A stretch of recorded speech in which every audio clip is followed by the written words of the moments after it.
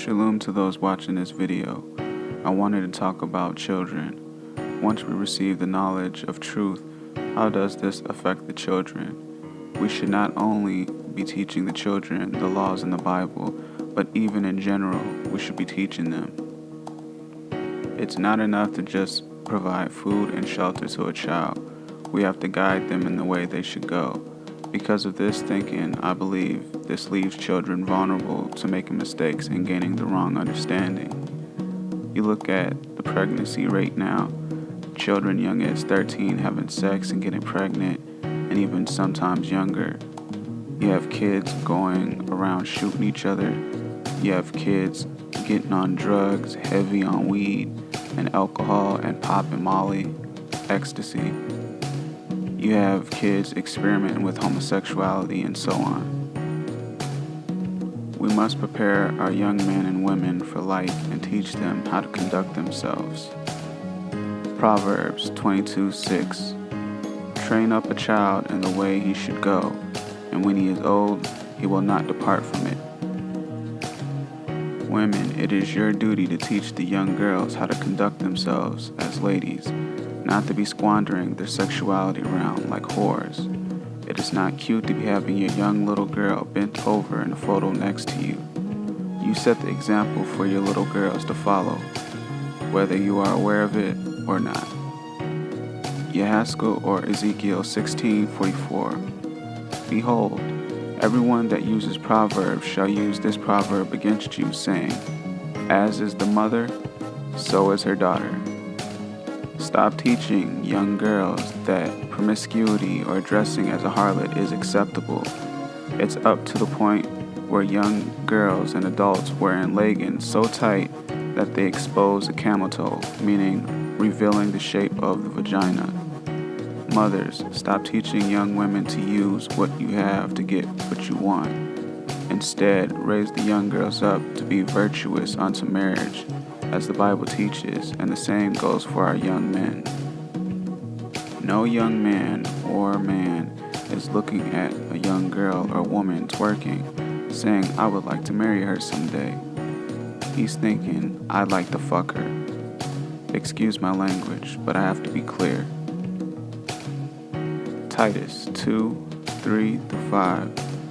The aged women likewise, that they be in behavior as becomes holiness, not false accusers, not given to much wine, teachers of good things, that they may teach the young women to be sensible, to love their husbands, to love their children, to be discreet, chaste, keepers at home, good, obedient to their own husbands, that the word of Elohim be not blasphemed.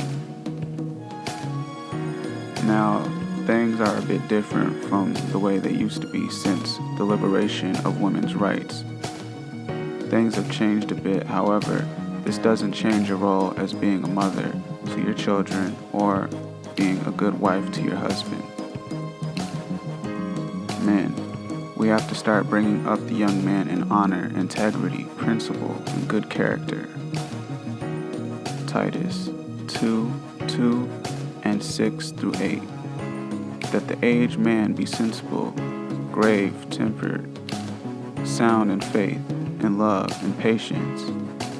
Young men likewise exhort to be sensible in all things, showing yourself a pattern of good works and doctrine, showing incorruptness, gravity, sincerity, sound speech that cannot be condemned, that he that is an opponent may be ashamed, having no evil thing to say of you. You see, one of the devil's tactics is to aim not at the younger generation, but the younger, in an effort to cause them to forget and adapt new age thinking, which is corrupt and sinful. And if you, as parents or adults, don't pass on the way a child should go, you leave them open to the devil's corrupt concepts. The devil's goal is this: to have all of us go to hell in a handbasket with him. So he and his comrades will do as much as possible to corrupt not only us, but the children, to cause them to forget Yahuwah and lead them to hell. And we have to put a stop to this. He destroys the youth through music, television, movies, cartoons, and even schools. Ephesians 6:12-17. For we wrestle not against flesh and blood, but against principalities, against powers, against the rulers of darkness of this world, against spiritual wickedness in heavenly places. Therefore take unto you the whole armor of Elohim, that you may be able to withstand in the evil day, and having done all to stand. Stand therefore, having your loin girded about with truth, and having on the breastplate of righteousness, and your feet shod with the preparation of the gospel of peace. Above all, taking the shield of faith, with which you shall be able to quench all the fiery darts of the wicked one, and take the helmet of salvation, and the sword of the Spirit, which is the word of Elohim. Again, from a young age, a child should be brought up with good manners and the laws and the 10 Commandments, just as Jacob's sons were. Devarim, or Deuteronomy 6:6-7. And these words that I command you today shall be on your heart.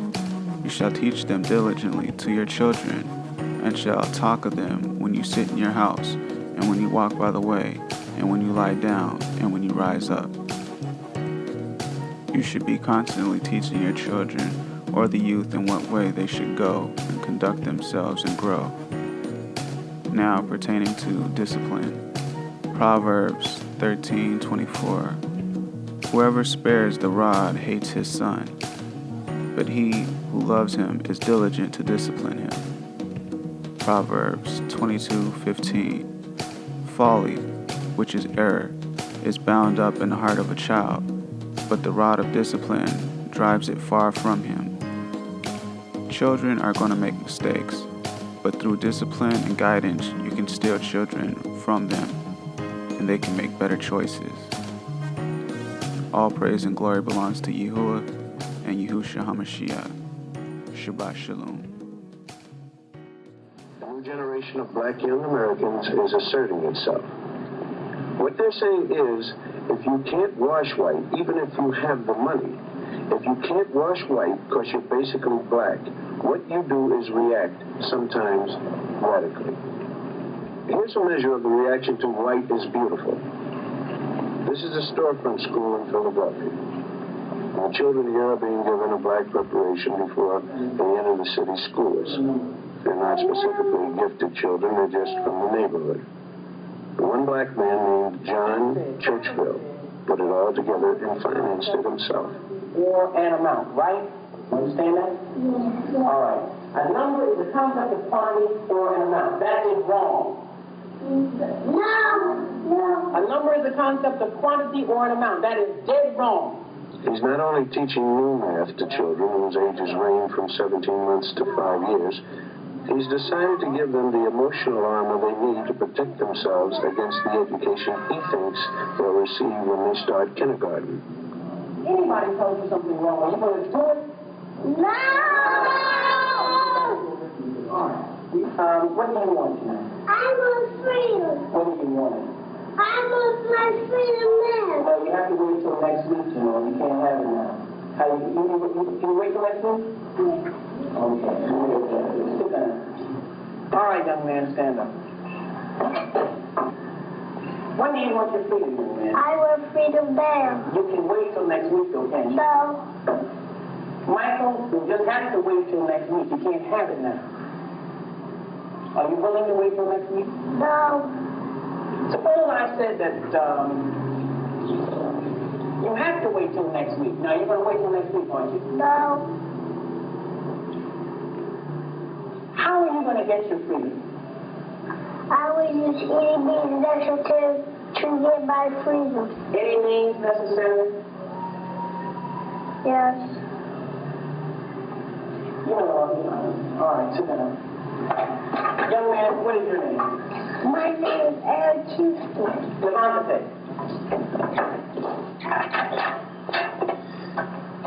What is your nationality? My nationality is Afro-American. What is freedom? Freedom is black power. What is black power? Black power is you know what Black Power is? No. Well, then you should never make any statements if you don't know what they mean. I'm sorry, I don't know. All right. How old are you, young man? I am 4 years old. You're not 4 years. Now you tell me your right age. How old are you? How old are you? I am 4 years old. Are you sure you're 4? Yes. You're going to let me turn you around and tell you you're some other age? You're 6 years old, Eric. No. I can't hear you, Eric. No. Are you being frightened by me? No. I'm a teacher. I said you're 6. I am 4 years old. All right, then. You stand up for it, then. You shouldn't be weak. You stand up and say it. You ought to scream it in my face if I try to tell you different, right? Yes. Have a seat. Stand up, young man. Are you a Negro, Travis? No. Are you a flunky, Travis? No. What are you? I am black and beautiful. And what else are you? Are you a boy? No. What are you? Oh, man. What kind of man?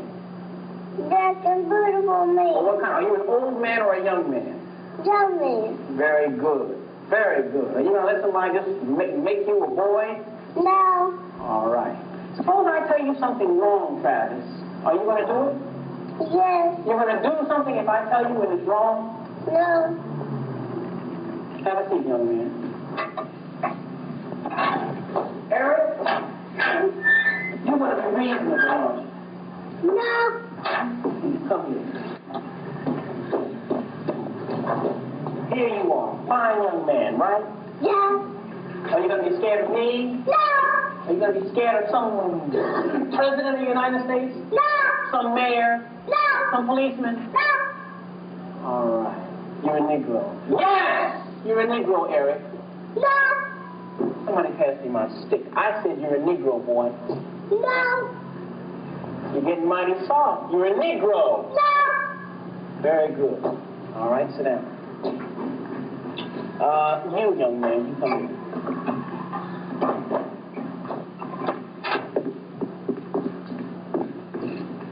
Your nationality is American Negro.